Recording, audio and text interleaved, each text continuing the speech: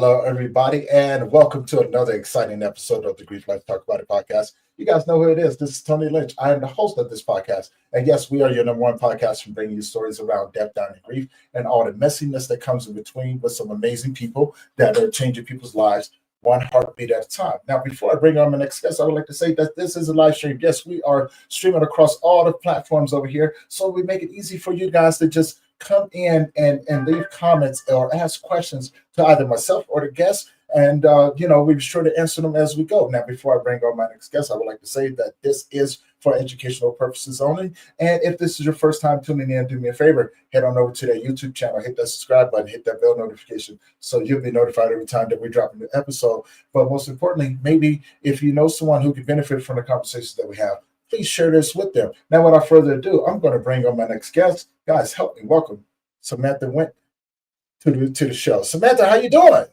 I'm doing good, Tony. Thank you so much for letting me share my story and be able to get this side of grief out.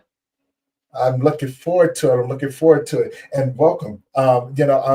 We talked for a good little while. The first time that we talked, we had an amazing conversation. So I can only imagine how this is going to go.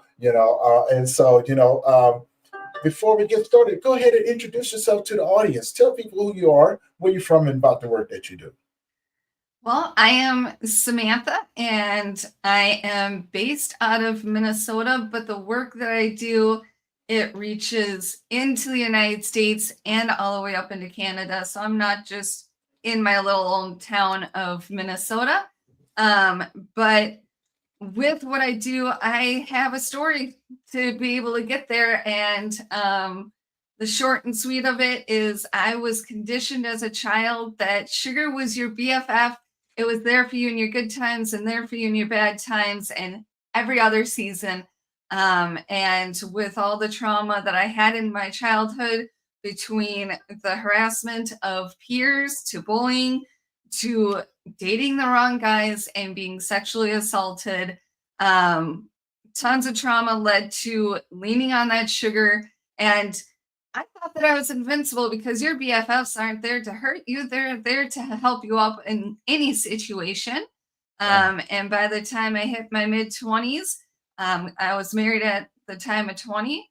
By my mid-20s, I was not able to have kids. I was weighing over 240 pounds, couldn't do a flight of stairs. And I was the queen to the 3 king-size candy bars, plus all the sweet treats. And obviously, I'm here today, and I'm excited to be able to dive more into what I do and more of my story. But there's a little intro.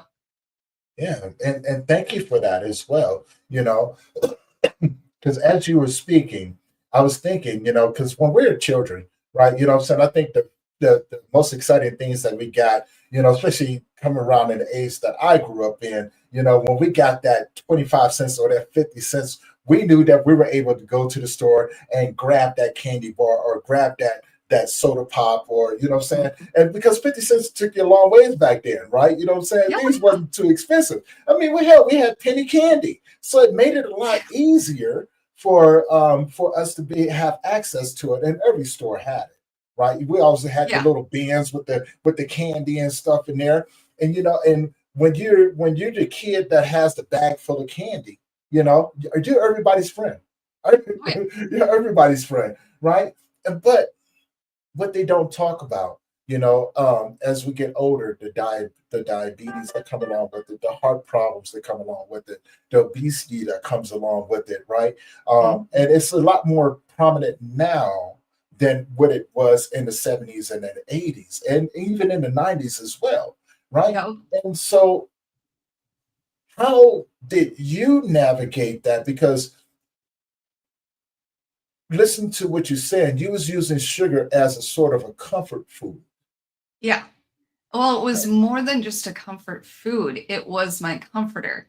You see, I knew Jesus because I went to church on Sundays and Wednesday youth group, but I didn't know the depths of the comfort that Jesus and God can provide.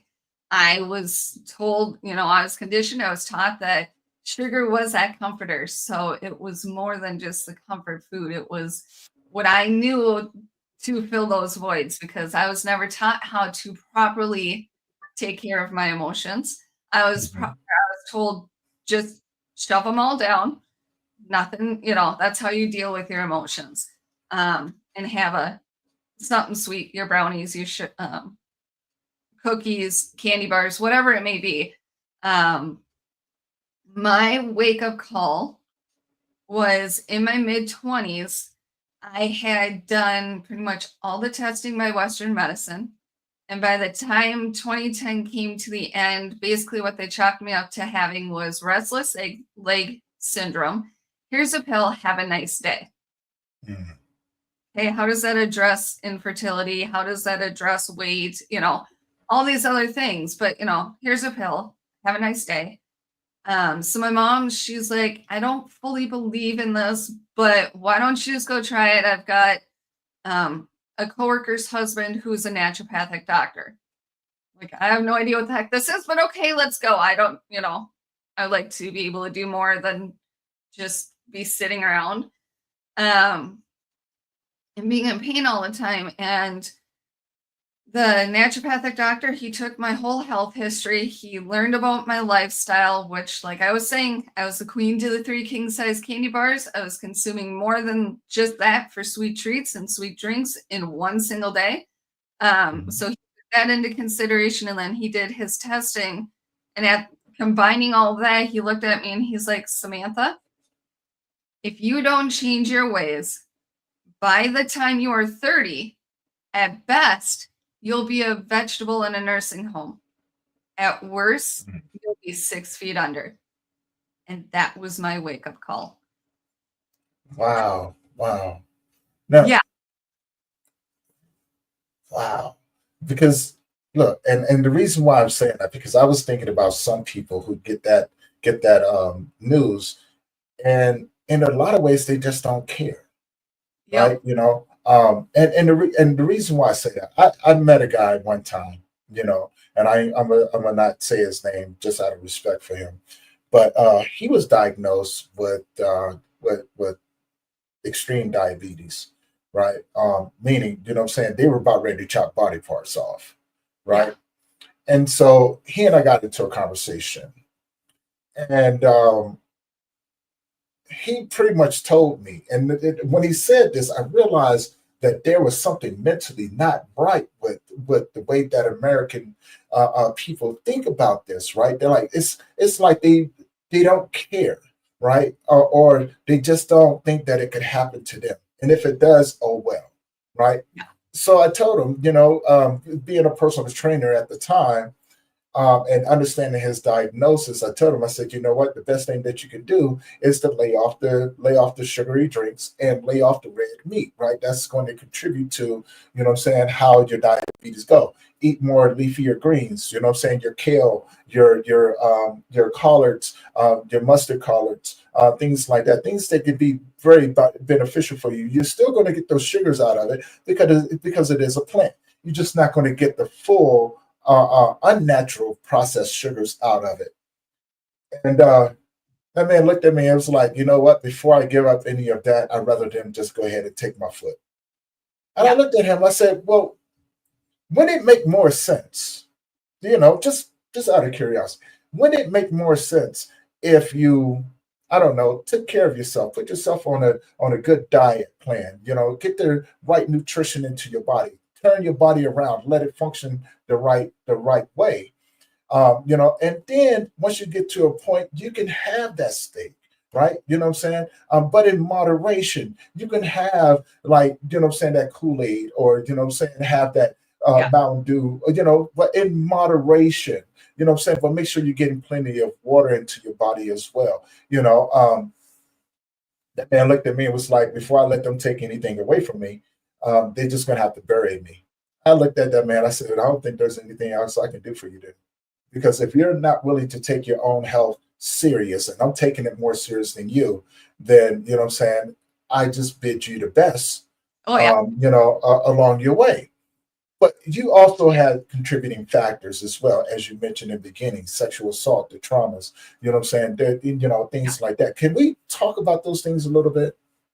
Yeah, I mean, it's one of those, like I was saying, when I was a child, I was taught just to bottle down my emotions, just shove them down. You know, and that's how I was taught, except what I know now as an adult, I have to heal all those emotions because they have um transferred into physical ailments. Mhm. And that partially played a role into why I became so addicted to sugar.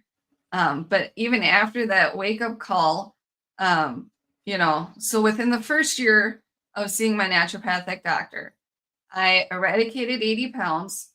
I had a miscarriage, so I had to grieve that, except for I was still under the impression that we just bottle things down. So I didn't really grieve the loss of my little baby.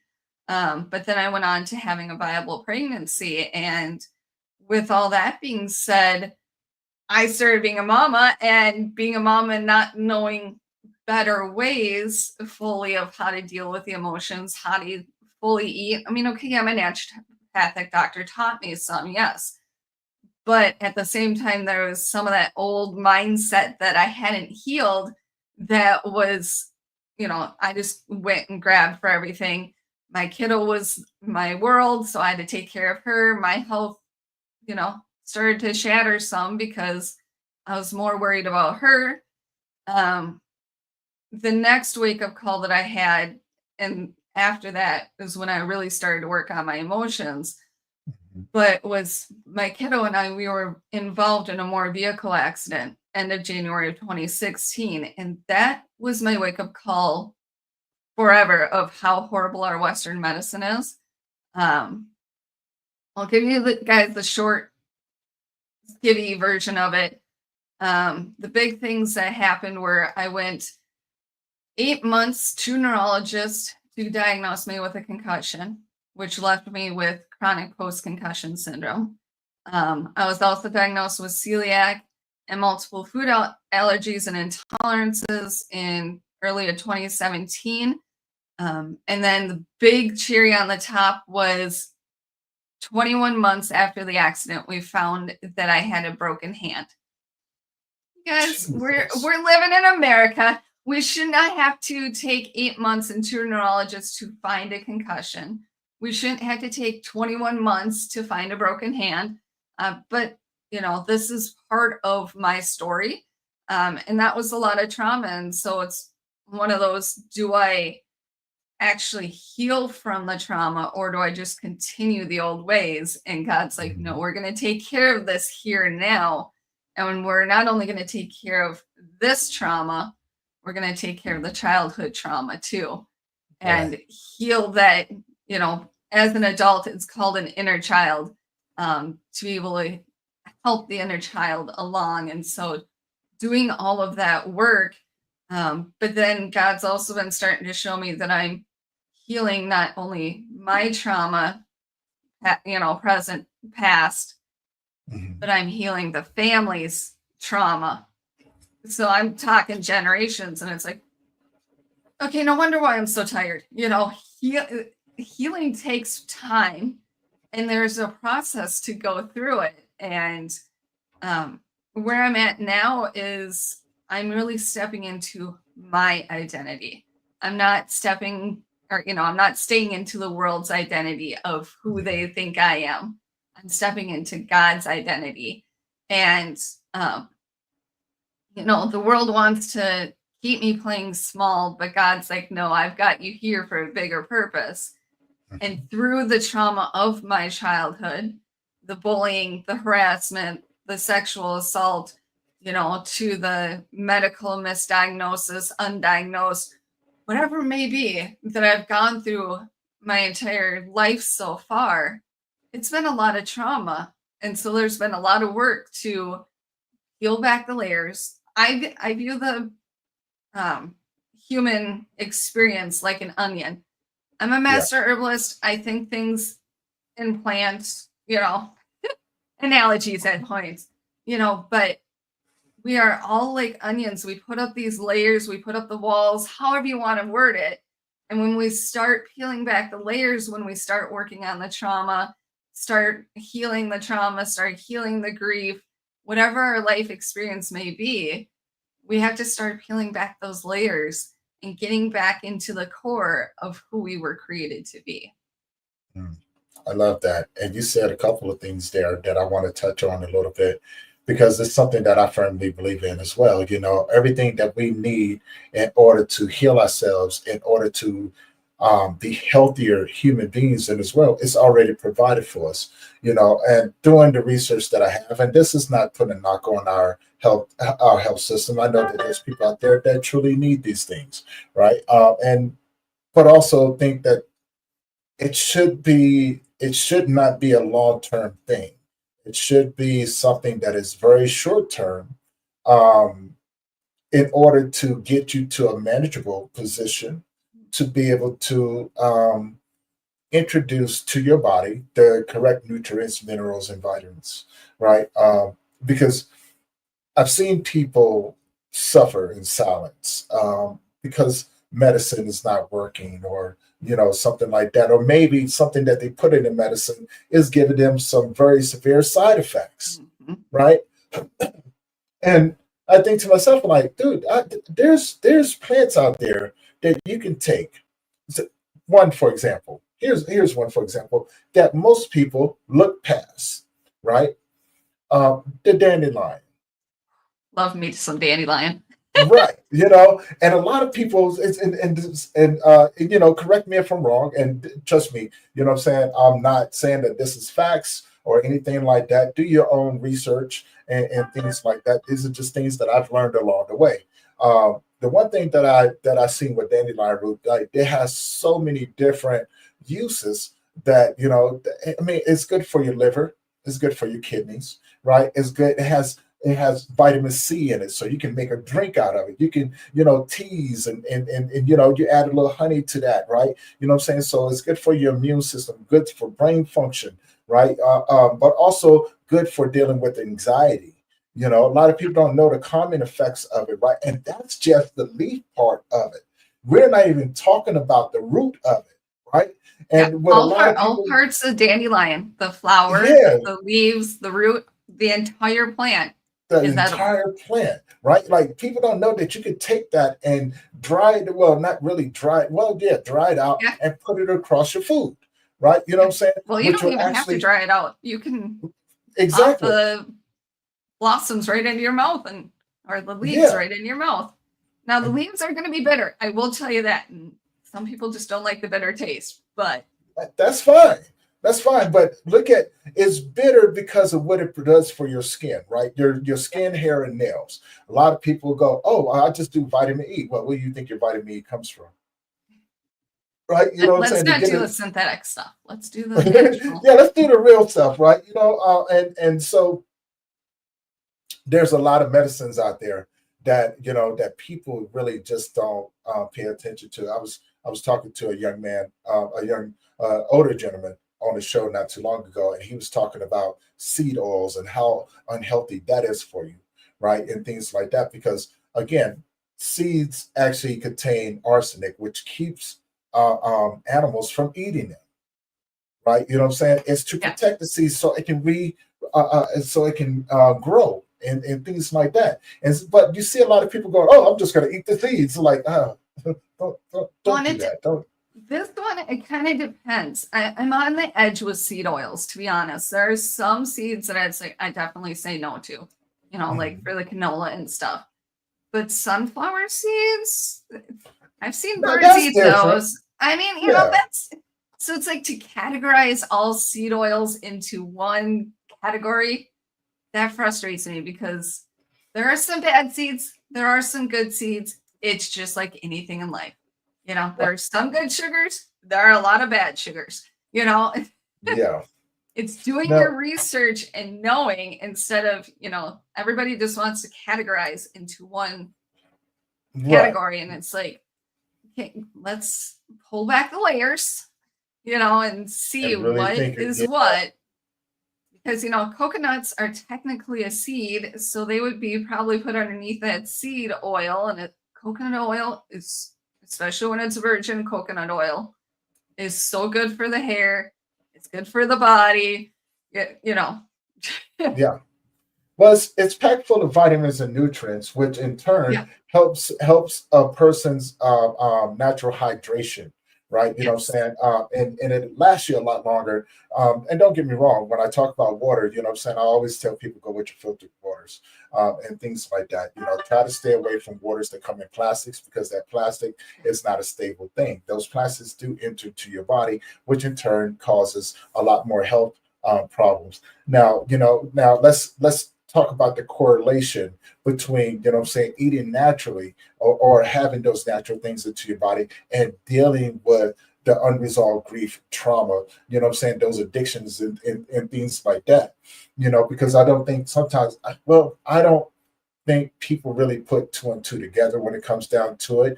Most people, even practitioners out there that are in recovery, helping those individuals with their addictions, they will sometimes go whatever works, right? You know what I'm Yeah. saying? And I go, well, it's not okay to get them clear of one thing, but then get them addicted to another thing. You know what I'm Yeah. saying? Like, let's work on the root cause of these things. And like you said, peeling back the layers on all of those different areas. Now that's the key. That's the hard work. That's Yeah. the key to it, though, right? Let's talk a little bit more about that. Well, I specialize quote unquote, with sugar because that's part of my story. That's what I was addicted to. That's where I was at. And, that was my comfort. But I know food addiction is quote unquote food addiction. So what it goes similar with is other foods. When I first started breaking free of my sugar addiction, it was one of those I, the naturopathic doctor had it set up where I could have one cheat day where I could Mhm, have, all three meals and two snacks. And that's what I could have. So I wouldn't like overindulge the next time, mhm, and easily cave in. I found out that my body couldn't do just a solid cheat day. I had to break it up. Okay, I had three meals that I could go within the 7 days. Whatever three meals within 7 days that I wanted to cheat on, I could. And then there's two snacks within those 7 days that I could cheat on. And if I broke it apart throughout the week, it was better for me. And I was able to get those longer term um, results that we all want instead of mhm. the short term gains, the fast instification that our world is in. Um, Honestly, I'm not 240 pounds anymore. It's one of those Exactly. retraining our body because our body has transformed and morphed so much off of having the real whole foods that we need to retrain it to come back to how we were created, to the Mhm, foods that the Bible has told us that we should be eating, which are seeds, legumes, fish. We can have some red meat as long as it's with hooves, and eat yeah. those types of foods. And I've even watched in my kiddo where it's like, I've allowed her to have some sugar because I know when she gets to being growing up and out of the house, I don't want her to overindulge, or if she goes over to a friend's house, I don't want her to overindulge in sugar. I want her to know her body where it's like, okay, this is the amount that I can have for my body and then I'm good. But she's actually started to notice that um, around Valentine's Day this year, I gave her a couple of some strawberries and gave her chocolate that's safe for her. And she's like, Mom, I was preferring the taste of strawberries over the chocolate. And Hmm. I'm like, all right. I'm all right for this. And that's Yeah. part of retraining the body of what foods that we should actually be loving to eat, getting those natural sugars that God intended us to have instead of the refined, the artificial sugars. And so it's one of those, okay, now that we've, we got to work on the emotions at the same time that we're working on retraining the body. And so it's all synergetic and trying to work through all of it at the same time so that we can really get to the root cause and be able to help the body do what it naturally does, which is heal and work to becoming who God created us to be. And so, which leads me to my next question, right? As we're talking about this, I was thinking about, how those foods affect how we grieve as well, right? How Yeah. we deal with those traumas, how we deal with everyday life when we're just tired, and it's the oldest saying in the book, you are what you eat, right? You know what Exactly. I'm saying? So if you eat foods that are heavier, of course it's going to make you slower. It's going to make you tired. And so you may find yourself sitting back on the couch eating that bag of Doritos, watching a movie, you know, more days out of the week, what I'm saying, than anything, instead of getting out and enjoy the sun or even just enjoying the weather in general. And so in working with the men that I work with, I challenge those men. I don't tell them what to do, but I do challenge them. Hey, instead of having that bag of Doritos, right? Or that, what I'm saying, that candy bar, that big huge candy bar and things like that. Why don't you come to the gym with me? Right? You Yeah. know what I'm saying? Come to the gym one day, right? You know what I'm saying? A little light workout. Let me see how you feel. And the reason why I do that is because if I can get them without the sugar, right, without those things, and they're dealing with these unresolved things, what I find was it increases the serotonin in their brain. They begin to think a little bit more clearly, even through that one little session right there, right? But Yeah. also, it's surrounding yourself with someone that you can actually talk to while you're going through it. Next thing you know, 2-3 hours go through, and we're just like, hey, you want to do this again? So I allow them, because not everybody is going to do it, but I allow those individuals to say, hey, would you like to do this tomorrow? Right? You know what I'm Yeah. saying? So in turn, it's a little sneaky way of doing it. In turn, you're getting them to not to be so dependent on those artificial sugars, but to be more dependent on what the body is producing. You know what I'm Yeah. saying? So we trading one feel good for another, Yes. right? And what I find was, and I'm saying again, I'm saying these are just my opinions, these are not facts or anything like that. So I don't want people to go, well, I'm saying Tony said, no, don't do that. I'm saying do your own research, go out there and find what works for you. Um, so what I find was is that a lot of these ailments that people were going through, like the heart conditions, or what I'm saying, maybe the high blood pressure and things like that. Now this doesn't happen overnight, but they begin to reverse it because then the body started craving different things, right? Yes. You know what I'm saying? And I'm a firm believer. Pay attention to what your body's telling you. Pay Yep. attention to what it's telling you. You may not like what is asking from you, Hmm. but it's beneficial from you.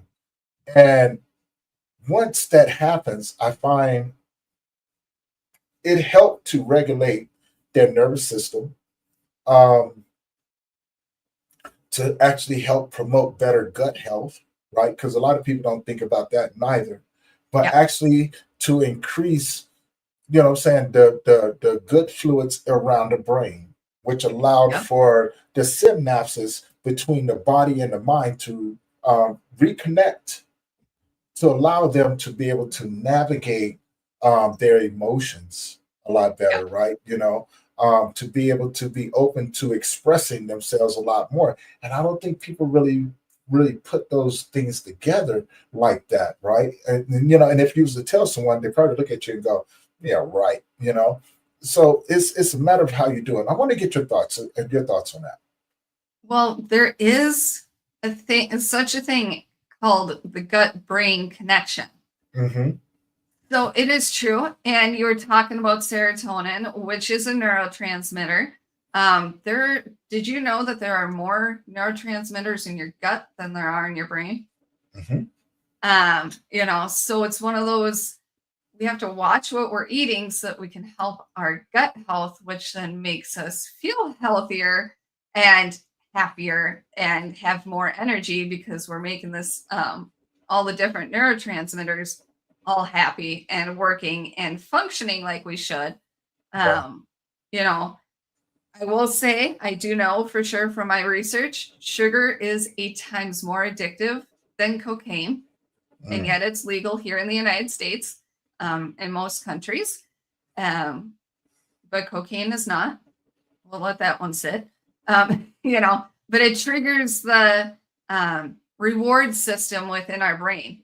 So the dopamine makes a happy, makes us all happy. And that's why we have the sugar crashes, is because the dopamine crashes.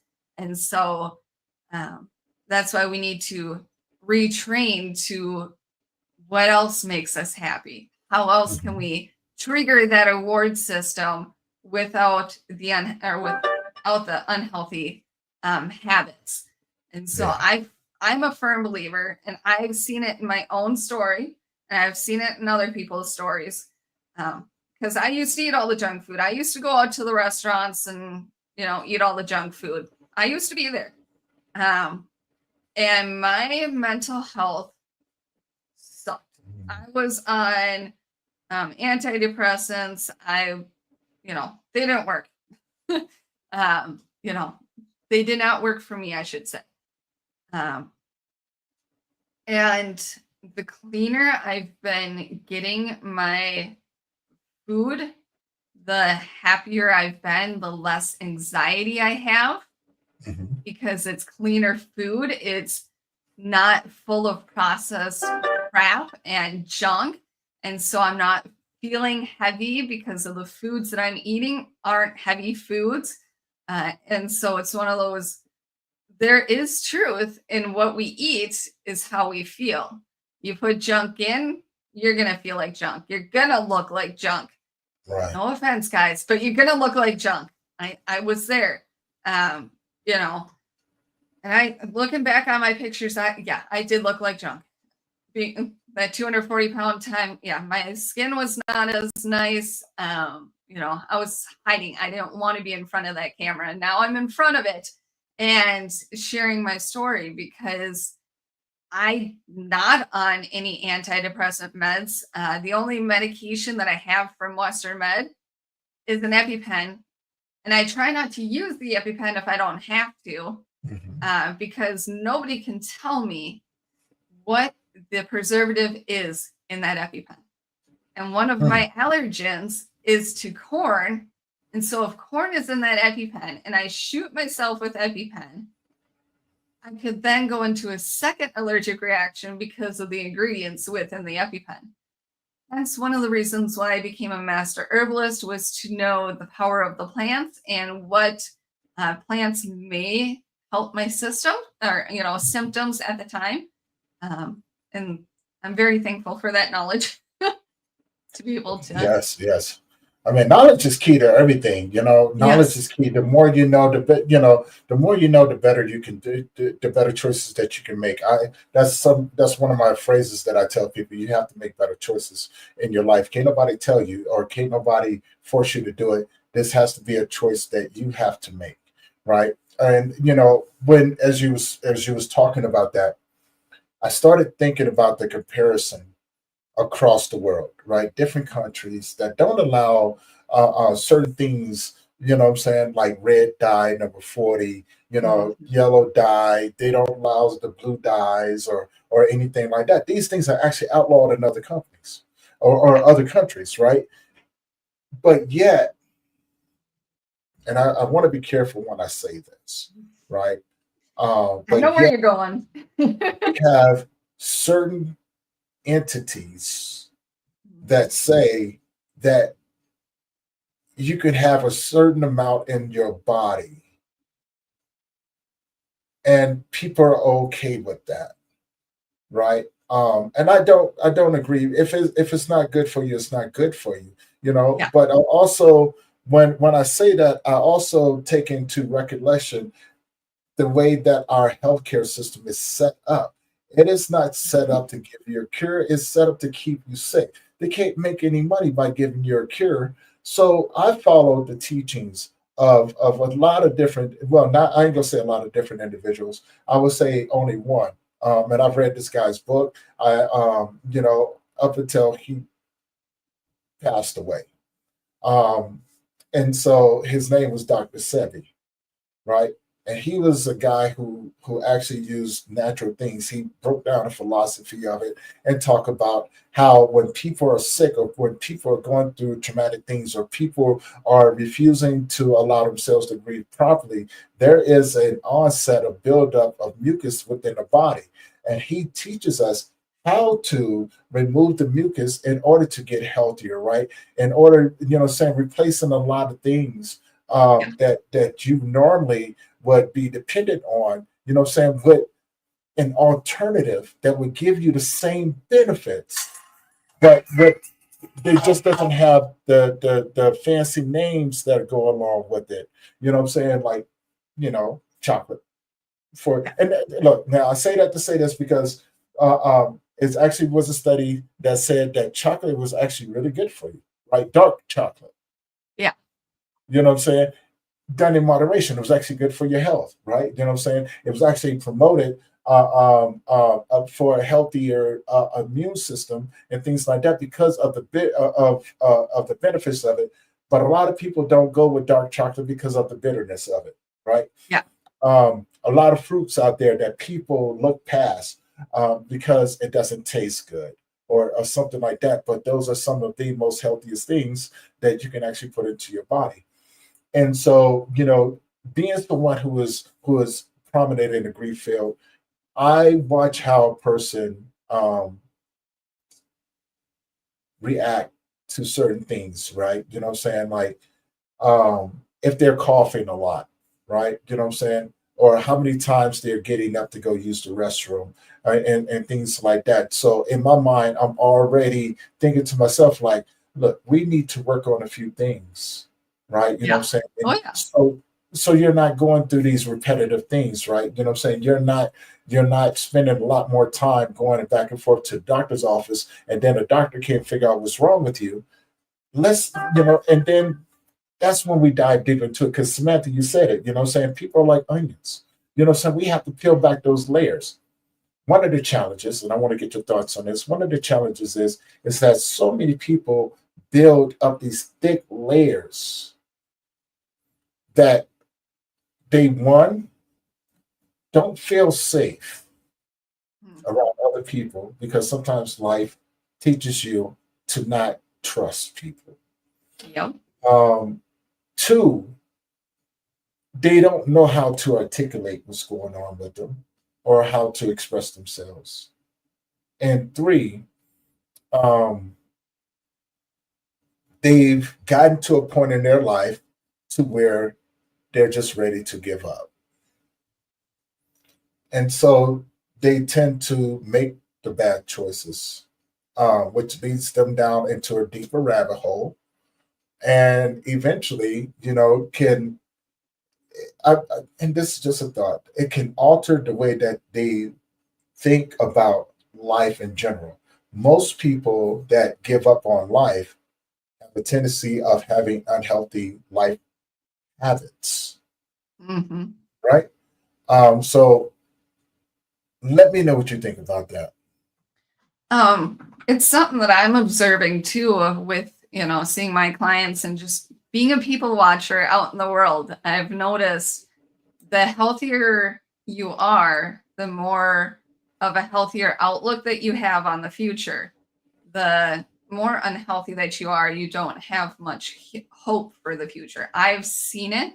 I've experienced it with my own extended family, and so I'm with you on that. It's one of those, when we're eating that junk food, we're playing with the neurotransmitters in our body and, making our gut unhealthy and not a stable environment that it should be. And so um, that plays with how our mind is.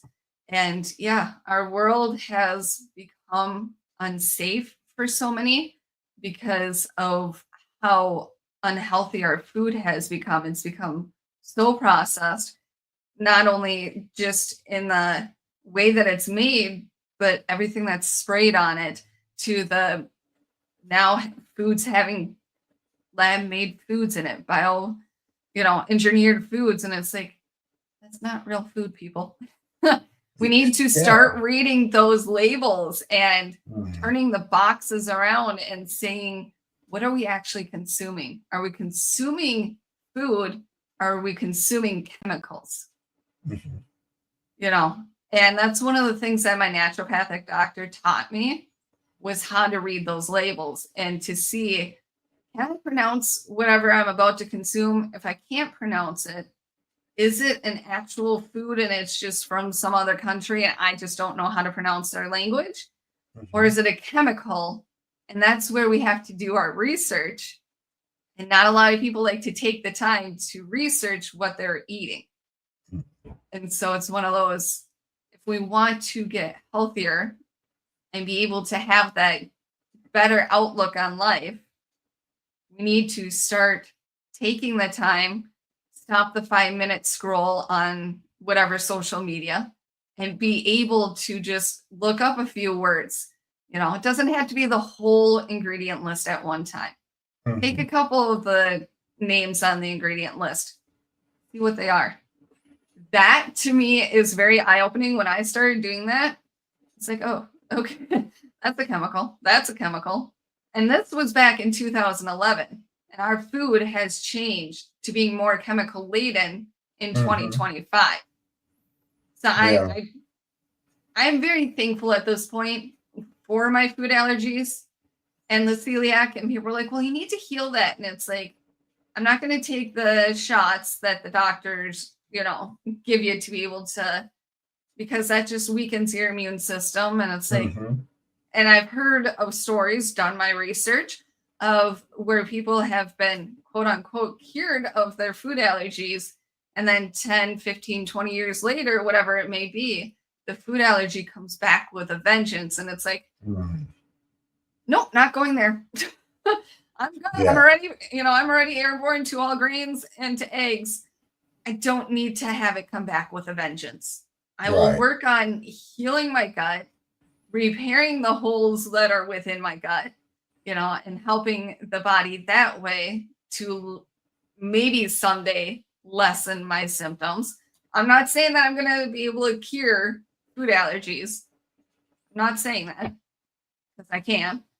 But I'm allowing my body to do what it naturally does, which God created it to heal. So, and if God wants you to be fully healed of something, you're going to be fully healed. I'm not going to get in his way on that. That's definitely understood. And I'm glad that you brought that up, because it leads me to my next question. But first, I want to address the people up here who are trying to promote and things like that. Do me a favor. This is not the platform for that. Please don't do that. Okay. If you have a question or comment for myself or my guests, please put them in there. You know what I'm saying? We'll be sure to answer them. But try not to promote yourself on the platform, especially if you're trying to promote podcasts, advertisements, things like that. Okay. Be respectful of the people who are not only, on the platform, but those who are watching us as well. Okay. So, which leads me to my next question. Do you think that these foods, these artificial foods that we are consuming on a day-to-day basis, do you believe that they hinder the process of healing that we must go through in order to get us to where we need to be? Oh, I fully believe that, because you touched base on it earlier, where we have to follow the money trail. Here in America, the healthcare system does not want you to be healthy. I am going to put that flat out there. It is more of a sick care system than it is a healthcare system. He pushed into me from behind while I was still trying to catch my breath from the first time. His cum was still dripping down my thighs. My hands were shaking. No, go ahead. I had to shut my phone down. It's one of those, we have this healthcare system in the United States, but it's really a sick care system because you're hearing so many stories of the pill pushing. They just want to give you a pill.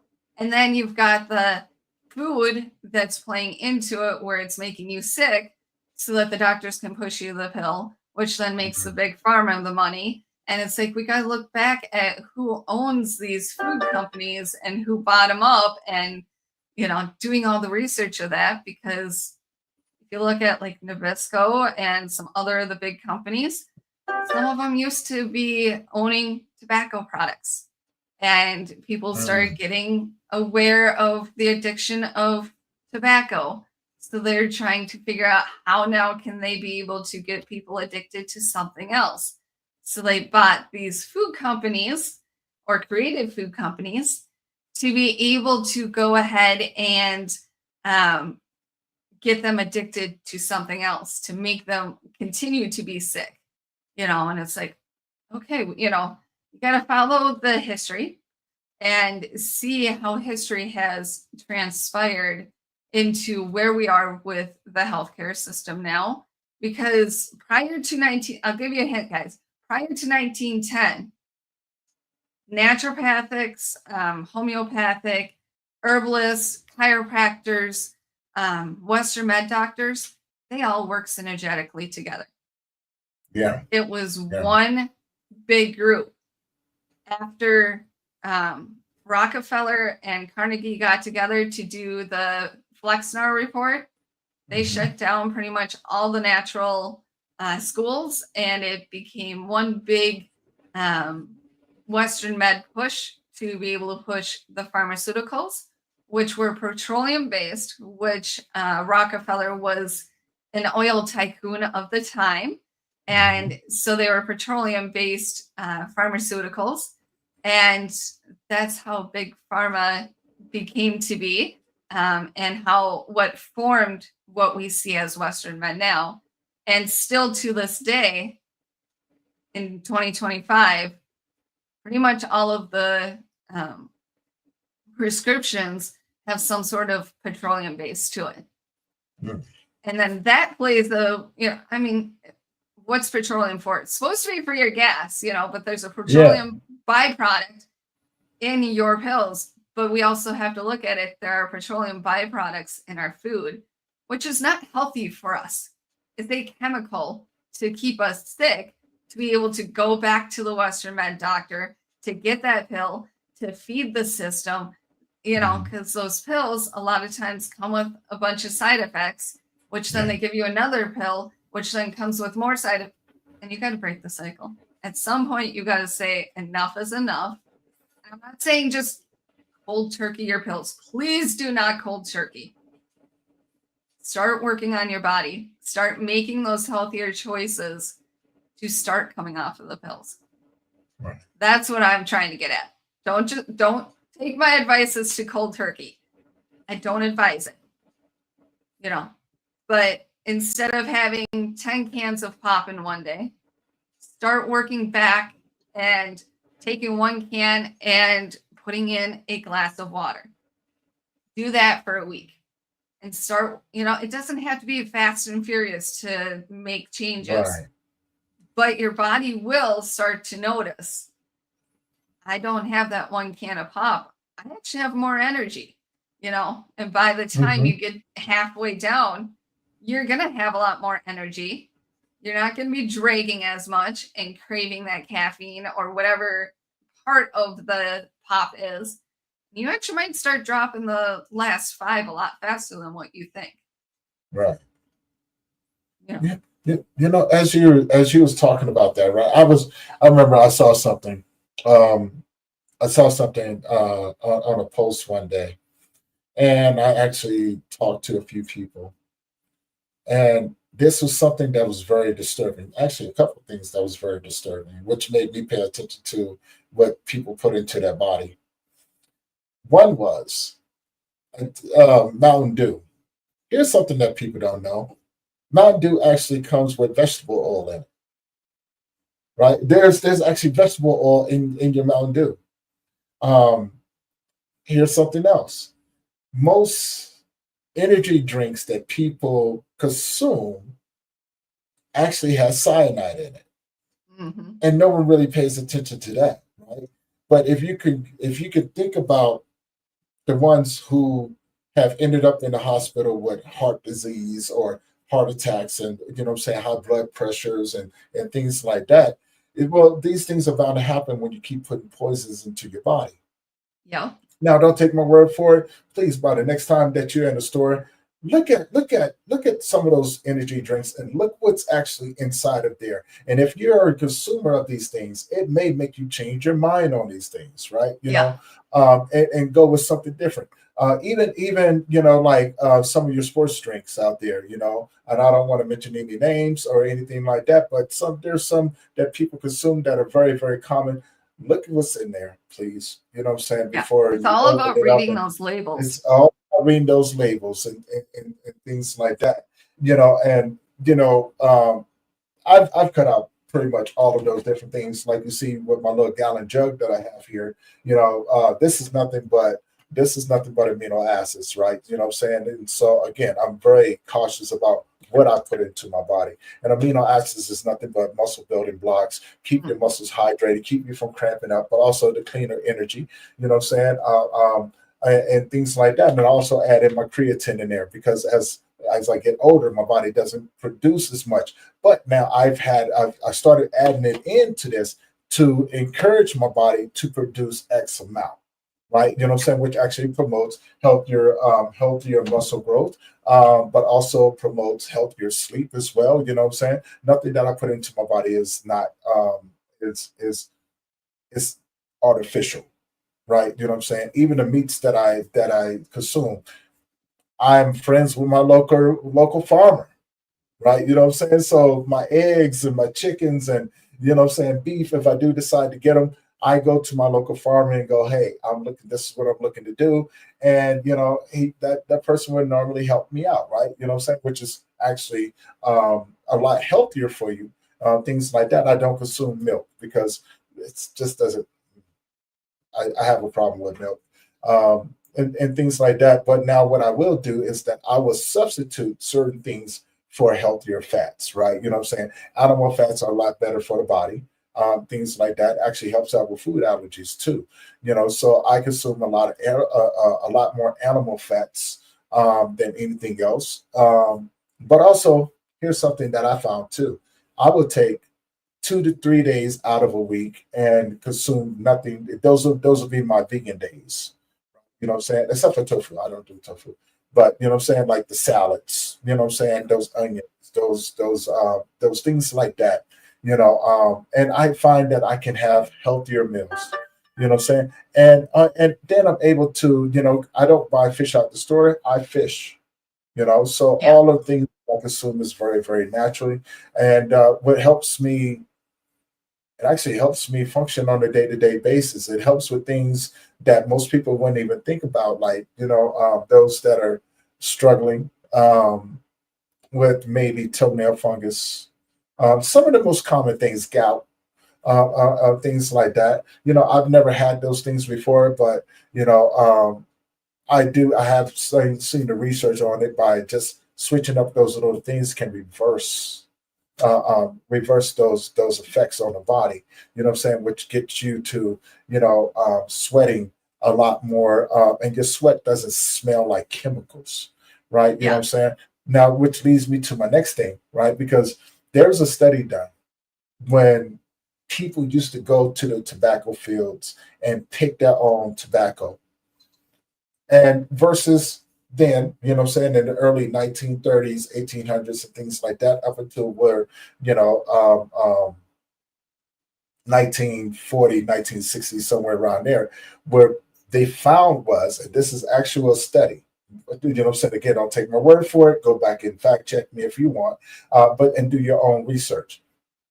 What they found was is that a lot of companies were not allowed to dump harmful chemicals into the ocean or to lakes anymore. So what they did, they found a way to add them into things like your tobaccos.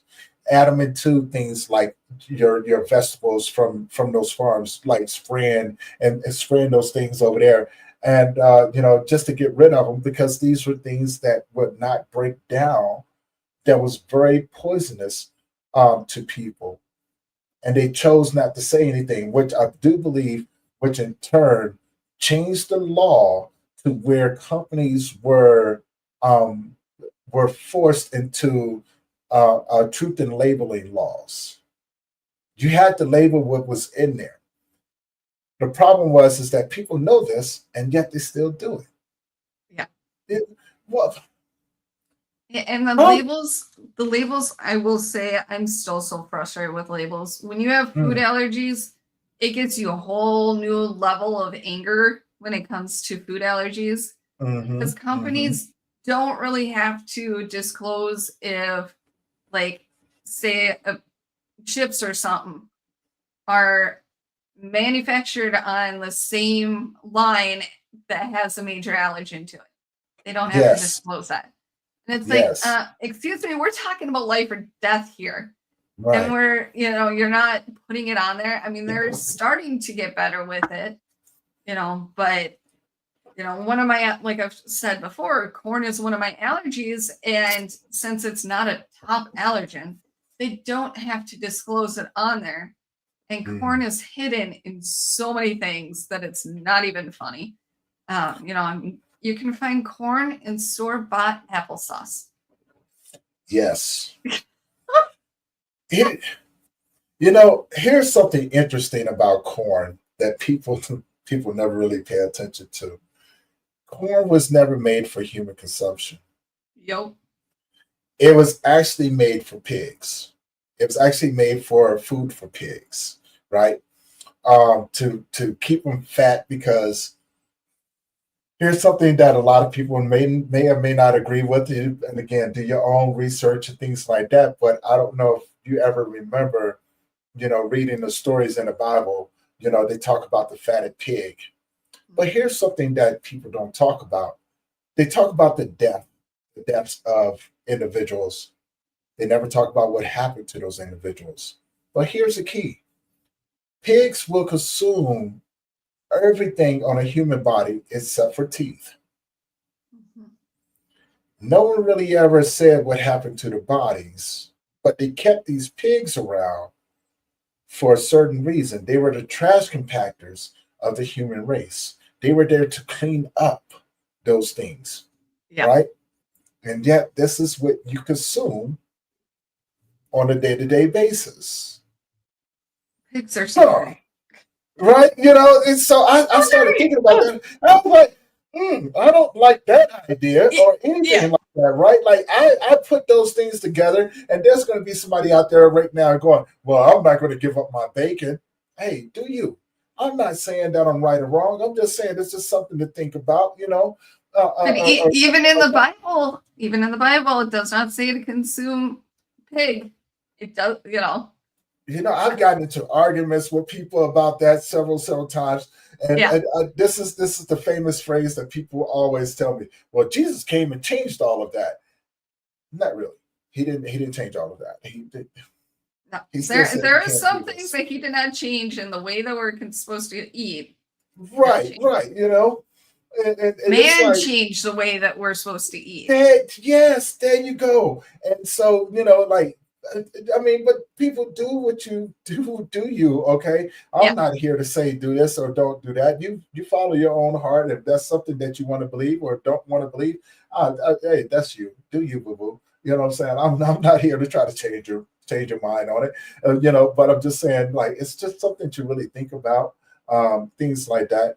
And, other things that people never really pay attention to, like this, there's a reason why it says to consume food or your vegetables and fruits to have seeds in it, right? You know what I'm saying? I question this. People like the seedless grapes. People like the seedless watermelons. People like seedless bananas. My question is that if it has no seeds, then how did it grow? That's a good question. you know, I mean, you do have a something point to think there. about, you know. Yeah. I mean, I will say I do like my seedless grapes, but you do have a point. How did it grow if there's no seeds? Because from what I understand, you know, I mean, again, this is just me. From what I understand, in order to get those things, it has to have a seed in Yep. order to grow, right? You know, I mean, Uh-huh. this is things that I learned in like kindergarten when we used to take the lima beans and, you know what I'm saying, put them in a jar with napkins, and then you put water in it, then you start to see how it grows because they had to clear jars, and you got to see how it grows, and then as it grew into other beans and things like that, you were able to take the seeds out and replant those, right? You know what I'm saying? Just like oranges and apples and, you know what I'm saying, those different things. Mhm. And I saw the difference between the bananas that we have versus the bananas that grows on islands. There's a very distinct difference. One has seeds and the other one don't. So the question is, you know, where did that one come from? You know, Yeah. you know, I'm not going to say it. I'm gonna let you just put two and two together, and then you can kind of go from there, right? You know what I'm saying? But Wait. that was one of the things that I learned as a little kid, and you know, but I don't know. I could be wrong too. There are so many Uh, ways to grow things now, and it blows your mind. I mean, somebody could go crazy trying to figure everything out, mhm. and it's one of those we just have to eat healthier. I mean, if seedless grapes are something that you consume that's not artificial sugar, okay, we'll take that as a win for now. It's start easy, we'll, we'll give you some. Yeah. Again, these are just questions that I have. I have questions. Okay. You Well, know. my question is, you take a bottle of Coca-Cola, people Mm, consume it all the time. I used to be one of the drinking Coca-Cola. But did you know if you want a super shiny toilet that is clean and all get out, take that bottle of Coca-Cola and go clean your toilet. here's another one for you. You can take Coca Cola, right? And you can take a battery that's been corroded, and you can actually clean the corrosion of that battery terminal with that Mm-hmm. Coca Cola. Like strictly just eat it away. Here's another fun fact. If you used to take Coca Cola and spray your engine off, it would actually clean your engine better than any degreaser out in the world. Yeah. That's something else that people don't pay attention either. I'm like, this is what you would put into your body. So imagine if it's doing that to that, what is it doing to the inside of your body? Right? Mm-hmm. Like can we think about these things for a minute? And but again, you know, I'm not a nutritionist whatsoever. These are just things that makes my curious mind say, I wonder, right? Yeah. You know what I'm saying? And you know, and when you see certain things, common sense will tell you if it's doing that to that, imagine what it's doing to you. So the more you know, the better your choices that you can make moving forward, and things like that. Now, Another one real as quick. yeah, Another one please, here real quick. please. So in the 70s, to be able to put up wallpaper, they used gluten glue. If that could hold up wallpaper for centuries, what is it doing to your gut? No. Mm, mm, mm, mm, mm. Yeah. You know, that little saying right there got me thinking about a movie, Fright Night, the original Fright Night, right? You know what I'm saying? Where my man was saying, you know, he had just turned into a little vampire, and you know, he was been running around as a wolf, terrorizing his friend and everything. And so he ended up in the house, and he said, "Mm." Grandma said that there's dinner in the oven. Ooh, and so you know when and I say that because it's funny, but you know it reminded me of the wallpaper that was on the wall that you just said, right? You know what I'm saying? Yeah. That glue and everything. And so, I started thinking, I was like, wow, can you imagine? Can you imagine how long that's been up? Because it was an old style house, right? Yeah. And I grew up in the South. And so I know the wallpaper that you're talking about, the yellowish green wallpapers with Yeah. the sunflowers on them, or some sort of design on them, and things like that that have been Mhm. put up since the 1940s. Mm. And then it's still hard to take down. It's so hard to take down. So hard to. I mean, it's like if you put up wallpaper now, it falls off in the next 2 years, and it's like, Yeah, like was it something? What happened? What? Okay, So and again, these warning signs were there, and people really just never paid attention to them. You know what I'm yeah, saying? And as we wrapped up, I want to leave the audience with this. Be careful, especially if you're in a vulnerable state of mind. Maybe you're dealing with your addiction. Maybe you're dealing with grief and trauma and things like that. Just take into consideration what you're putting into your body. Okay, you know what I'm saying? Because this does affect the way that you heal, the way that you think, the way that your body functions, the ailments that you may take on. You know what I'm saying? Let's get down to the root cause and properly learn how to deal with your emotions the right way. Now, Samantha, before I let you go, I got two more questions for you. One, how can people find you? well, probably the easiest is to go to my website, which is empoweredbynaturewellnesscenter.com.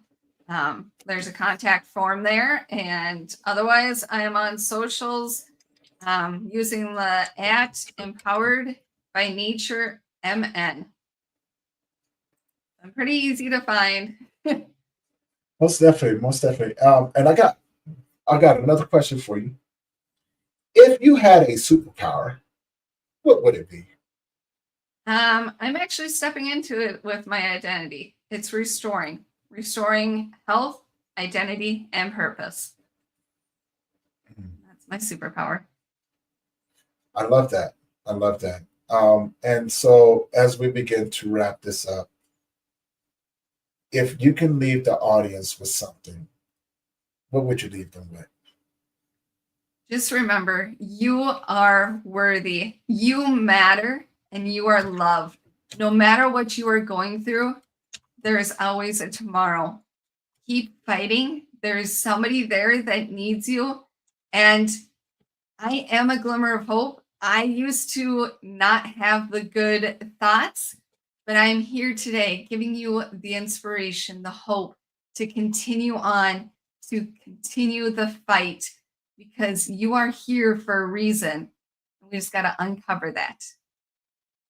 Nice. See, we had a person coming in on Instagram, that was not in a good way.